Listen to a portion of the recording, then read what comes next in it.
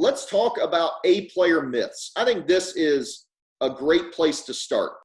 If I can, Colin, when we talk about the CEO dentist, with the practices that we've helped move into that quadrant, a team of A players has been absolutely critical to doing that. And what we have found in building that team of A players is we found a very direct and very clear correlation of recruiting success and an increase in overall recruiting numbers with the ability to hire people who end up performing better and stay with the practice longer, which allows you to build that team of A players, which allows you then to move into that CEO dentist quadrant. So the correlation here, we're trying to get to the very top of this, the most important topic that we've found to focus on, so that you can ultimately, if you solve this and you're effective in this area, then you're going to be far more effective at building that team of A players that's going to allow you to reduce the overall load that you have in the practice, reduce time while increasing overall production. Yep. Great distinction. Great distinction. Have you ever gotten a referral to fill a position in your practice and the referring person raved about the candidate and they got into your practice and they were a complete flop? You know, and I think the lesson that the reality of this myth is that there isn't some small group, there isn't some pocket of great and talented people. You know, I've heard doctors say before, well, I just get all of my new people by referrals. Well, that's okay, but it's not like just because you get a referral, that means you share the same values or you're running in the same direction, and all of your problems are solved. A practice who isn't focused on culture is a terrible fit for a practice that is highly focused on process and efficiency and doesn't focus on creating those connections. Some practices we work with are huge on culture. And that's one of the things David has a big old muscle in, is culture and people. We have other practices that are super focused on production and efficiencies. And if you cross-pollinate people between those two practices, it just doesn't work.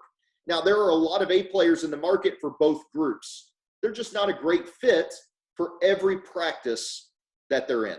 Who's ever hired somebody only to turn around 2, 3, 4 weeks? Maybe it's 2 days. Maybe it's 2 days later, you turn around and fire them.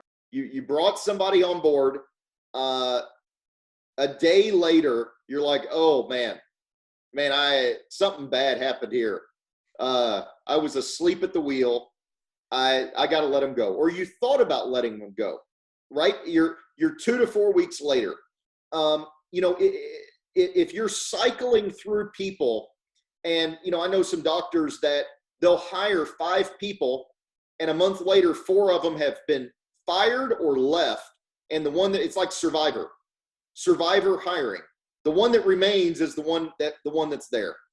And that's not normal. That is a symptom that there's a major issue going on in your recruiting or your hiring process. I talked a little bit about some of the mindsets of things I hear. You know, good people are just impossible to find. Good people don't exist in my market. There's nobody in my market that is willing to do X, Y, Z. There's no assistants available. There's no hygienist available. People are just lazy. You can't evaluate people until you work with them for 30 days.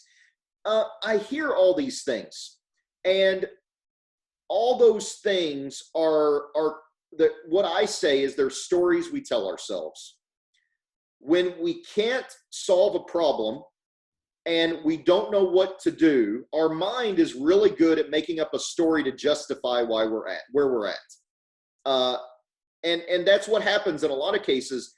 Instead of focusing on how do we solve this problem, our mind plays this little trick on us. They do this magic trick and it goes, oh, I just can't solve that. Why can't I solve that? Well, they're just not there. They just don't exist. And a lot of this comes down to alignment. Your A player hiring process, you may be recruiting C players for you, right? They might be A players for somebody else, but they're C players for you. You're trying to hire this and you're recruiting this. It's like the implant doctor that's attracting Medicaid patients. It's like oil and water. It just doesn't work. What about who's ever thought in their head or even said out loud, if my employees just did their jobs, ... I don't need to finish the sentence. If they would just do their job, sometimes it comes out like if they just did their damn job, right? All they got to do is care. If they just did what they're supposed to do, right? If they just had a little bit of get up and go or motivation, right? That's another common thing that I hear. What about, I talked about this a couple minutes ago. My hiring process is great. I just can't find any good people. We're going to show you why recruiting wins the hiring game and what you need to be doing. What about, let's talk about the profitability side of this. Have you ever said to yourself, I can't afford A players. They want too much money, or I can only afford A players if, and there's some conditional ending to that sentence.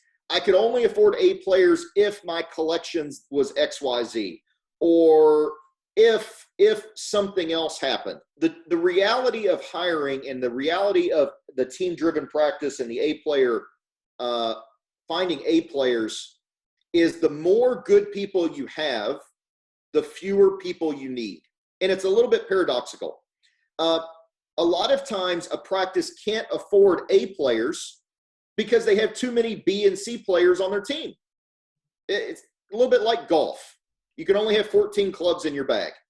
If you've got 13 old junky clubs, then you've only got room for one brand new driver. I don't know enough about golf clubs to start throwing out brands and trendy stuff there.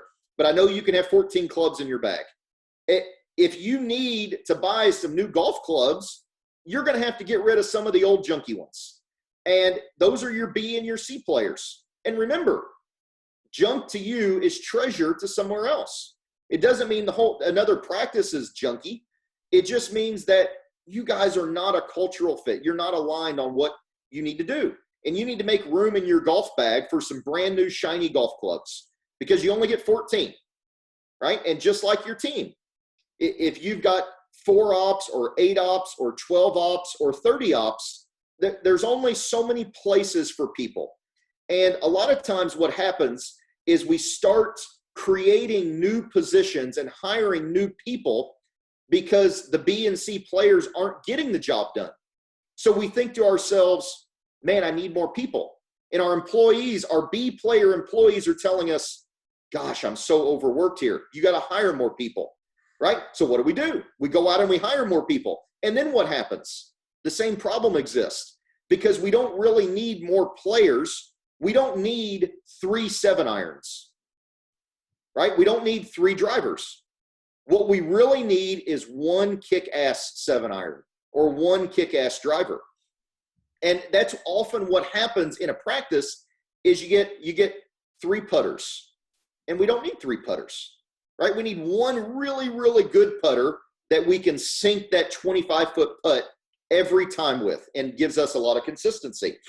And the acid test when I'm starting to work with a practice is what percentage of your collections are you spending on compensation right now? Full team compensation. So I want to remove all owner's comp. I don't care if you're an S Corp, a C Corp, an LLC, a partnership, a sole proprietor. I don't care what your entity structure is or how you compensate yourself. But if the money comes to an owner, it's not included in this group. Take your collection. So if you have a $100,000 practice, $100,000 a month practice, right? $1.2 million practice. Just for ease of numbers, I'm going to use round numbers. And you collect, I don't care about production, collections is all I care about for this exercise. If you have $100,000 a month coming in and you have $25,000 a month going to team compensation. Team compensation includes benefits, it includes contractors, it includes associates, it includes all of your people. And if you really want to be aggressive, then you also want to include consultants that you're working with, non-production consultants that you're working with.